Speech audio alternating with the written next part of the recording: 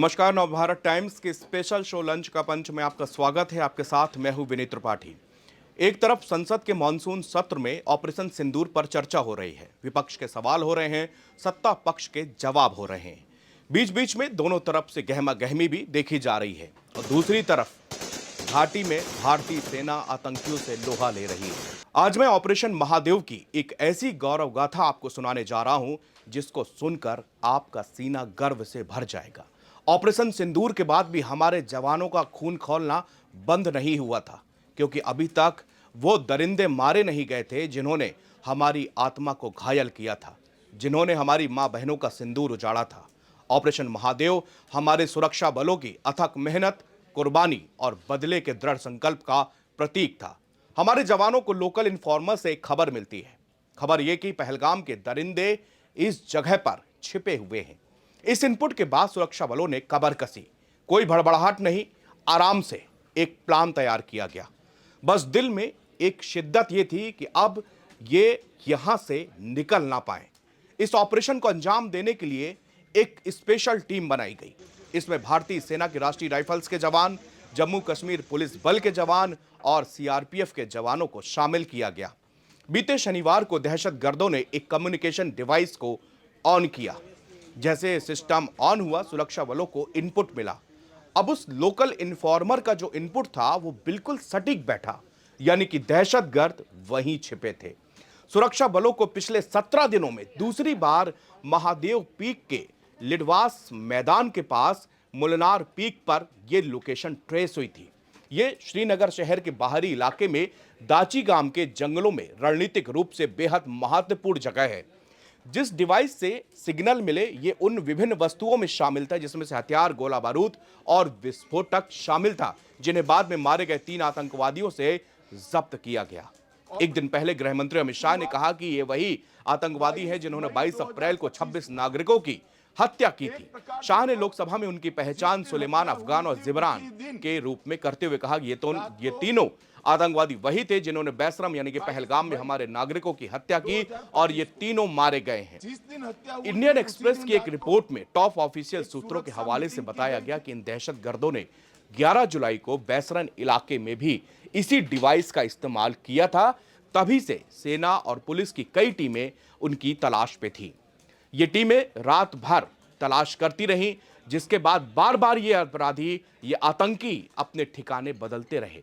शनिवार को जब सुरक्षा बलों और पुलिस ने महादेव पीक एरिया से सैटेलाइट फोन का सिग्नल का पता लगाया तो उन्होंने तुरंत उस अभियान शुरू किया, जिसके बाद में सुरक्षा एजेंसियों ने ऑपरेशन महादेव का नाम दिया। सिग्नल दाची गांव तक ट्रैक किया गया, जहां से लगभग 30 किलोमीटर दूर चकदारा में सबसे नजदीक जो है मानव बस्ती है। अनंतनाग जिले का बैसरन, जहां पर 22 अप्रैल को हमला हुआ, और श्रीनगर के दाची गांव के जंगल सड़क मार्ग से लगभग 120 किलोमीटर दूर है, लेकिन जंगल से होकर उनकी दूरी लगभग 40 से 50 किलोमीटर रह जाती है। रास्ते में ही आपको अरू वाइल्ड लाइफ सेंचुरी की भी पड़ता है।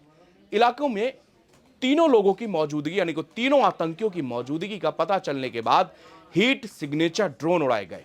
इसके बाद लोकल इनपुट ने जैसे बताया था उसके आधार पर सुरक्षा बलों ने तुरंत एक ऑपरेशन प्लान किया और ये कुछ ही मिनटों के अंदर ऑन द स्पॉट तैयार किया गया था और इन आतंकियों को वहीं पर घेर लिया गया। ये बात मैं आपको बता रहा हूं सोमवार सुबह 11:30 बजे की। ये आतंकी एक तंबू के नीचे आराम फरमा रहे थे।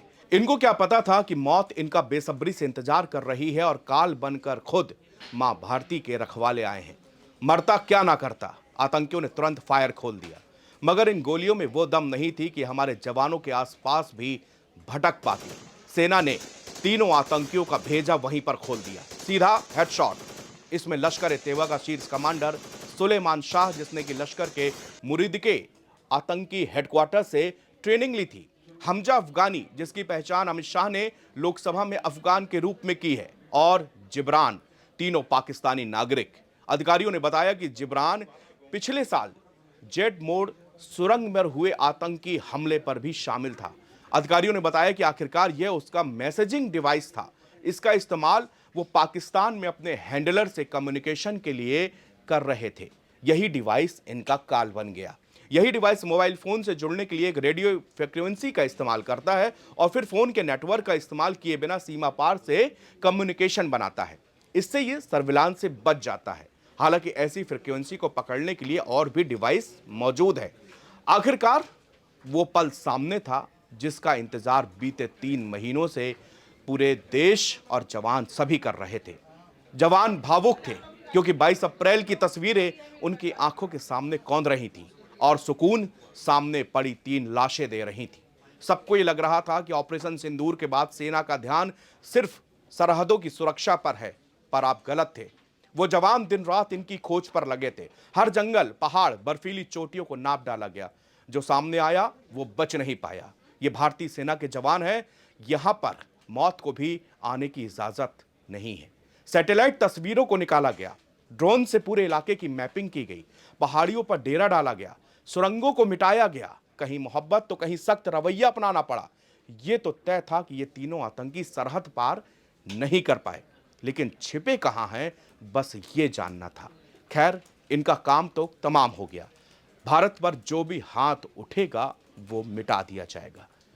जब भी रेडियो सेट या सैटेलाइट फोन से कोई भी इलेक्ट्रॉनिक इंटरसेप्ट प्राप्त होता था, उसके आसपास के इलाकों के आगे के आकलन के लिए मैपिंग कर दी जाती थी।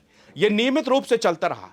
जब भी टीमों की तरफ से आर्मी को कहीं भी फ्रीक्वेंसी या कुछ मिला, उसकी तुरंत तस्वीरें रिलीज की गई और उन इलाकों में घेराबंदी और तलाशी अभियान चलाने के लिए वहां पर आर्मी को तैनात किया गया। जहां पर ऊबड़ खाबड़ इलाके थे, घड़ी ढलाने थी, गुफाओं थे, जंगल थे। आतंकी यहीं पर छिपते थे, यहीं उनके लिए उपयुक्त ठिकाने उनको मिलते थे।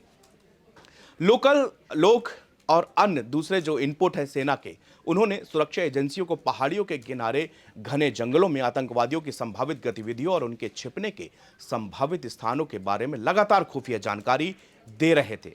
सुरक्षा बलों ने हर पहचाने गए स्थान की गहन तलाशी ली, फिर अगले स्थान पर पहुंचे। हमारे सुरक्षा बल ये सुनिश्चित कर रहे थे कि आतंकवादी लगातार मूवमेंट करते रहें। वो लंबे समय तक कहीं भी उनको ऐसा मौका ना मिले, ऐसा कोई ठिया ना मिले जहां पर वो बहुत देर तक, बहुत समय तक रुक पाएं।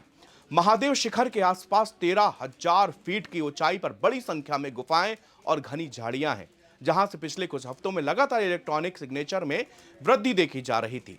सोमवार को चोटी से आगे घने चट्टानी इलाकों में कुछ हलचल देखी गई। इलाके की घेराबंदी करी गई और फिर भागने के सभी रास्तों को बंद करने के लिए वहां पर एक्स्ट्रा फोर्सेस को डिप्लॉय कर दिया गया। अधिकारियों ने बताया कि एक आतंकवादी संभवतः पहली ही गोली में मारा गया, जबकि अन्य 2 के मारे जाने से पहले भारी गोलीबारी का जवाब दिया गया। अब इनकी पहचान कैसे हो कि यह आतंकी वही है जो पहलगाम हमले में शामिल थे या वो नहीं है? इसके लिए 22 अप्रैल को पहलगाम की बैसन घाटी में मारे गए लोगों के परिवार के सदस्यों के साथ साथ जेल में बंद 2 स्थानीय लोगों, परवेज अहमद जोथर और बशीर अहमद जोथर, इनसे पूछताछ की गई, जिन्होंने कथित तौर पर हिल पार्क इलाके में अपने ढोक में आतंकवादियों को पनाह दी थी।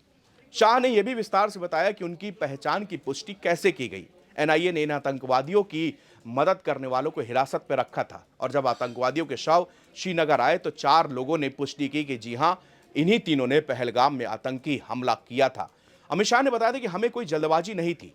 उन्होंने आगे कहा कि उन्होंने जो मारे गए तीनों लोगों के पास से मिले कारतूसों का मिलान पहलगाम आतंकी जहां पर जो घटना हुई उसमें बरामद कारतूसों से की गई, वो भी मैच हो गया और इसके बाद ये पता चला कि ये वही दहशतगर्द थे जिन्होंने निहत्थे निर्दोष लोगों को मौत के घाट उतार दिया था। जो ये कह के गए थे कि जाओ मोदी से बता देना, जो ये समझने में भूल कर रहे थे कि शायद वो ये आतंकवादी घटना करके यहां से वापस अपने आकाओं के पास आशीर्वाद लेने जा पाएंगे, लेकिन हिंदुस्तान की सेना ने, वहां के सुरक्षा बलों ने ऑपरेशन महादेव रच के और इन तीनों को वहां से मिटा दिया। परिवार वाले जो भी 26 लोगों की जिनकी हत्या हुई थी, उनके परिवार वाले भी अब खुश हैं। उनका कहा आखिरकार हमारे लोगों को मारने वाले दहशतगर्द भी इस दुनिया में अब नहीं रहे। शुक्रिया।